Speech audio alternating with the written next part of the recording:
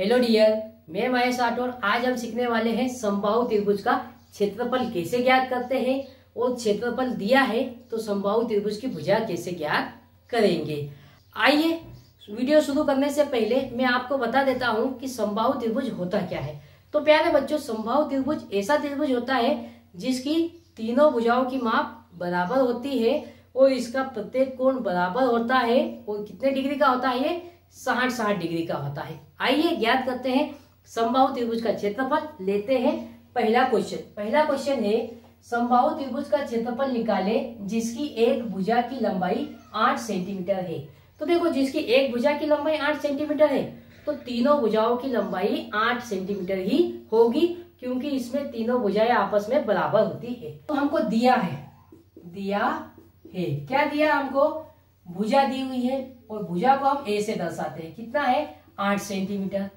समबाहु त्रिभुज का चित्र बना लेते हैं। तो देखो, समबाहु त्रिभुज का चित्र बनाएंगे। तो ये बना लिया हमने समबाहु त्रिभुज का चित्र।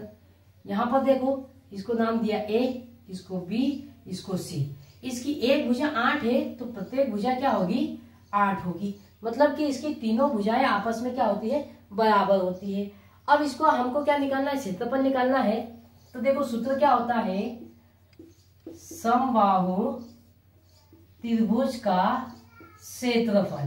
तो प्यारे बच्चों, समबाहु त्रिभुज का क्षेत्रफल का सूत्र होता है √3/4 गुणित ए का वर्ग। ए मतलब भुजा का वर्ग।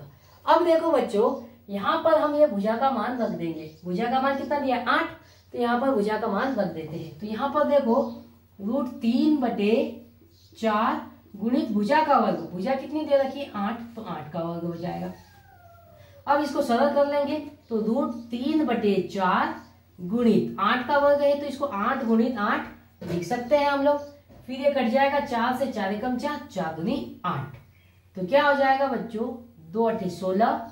तो 16 गुणित √3। अब देखो, सेंटीमीटर में दिया है तो हमारा आंसर किस में आएगा? वर्ग सेंटीमीटर। तो प्यारे बच्चों, समबाहु त्रिभुज का क्षेत्रफल क्या आएगा? 16√3।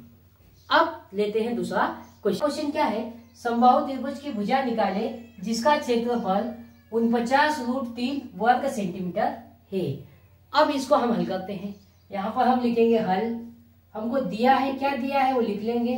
दिया है, क्या दिया है? समबाहु त्रिभुज का क्षेत्रफल दिया है। कितना दिया है? 49√3 वर्ग सेंटीमीटर। हमको ज्ञात क्या करना है? हमको भुजा ज्ञात करनी है। क्या ज्ञात करनी है? भुजा हमको ज्ञात करनी है। तो यहाँ पर हम जो दिया है ना, बस उसी का सूत्र लगा देंगे। क्या दिया हमको? समबाहु त्रिभुज का क्षेत्रफल। तो हम सूत्र भी वही लगा देंगे। तो यहाँ पर देखो, समबाहु त्रिभुज का क्षेत्रफल क्या होता है प्यारे बच्चों? समबाहु त्रिभुज का क्षेत्रफल तो √3/4 गुणित भुजा का वर्ग, जो ए का वर्ग लिख दिया हमने।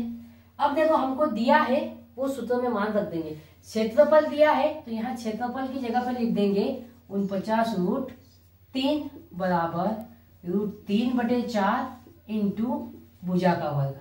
अब देखो, ये से ये कट जाएगा।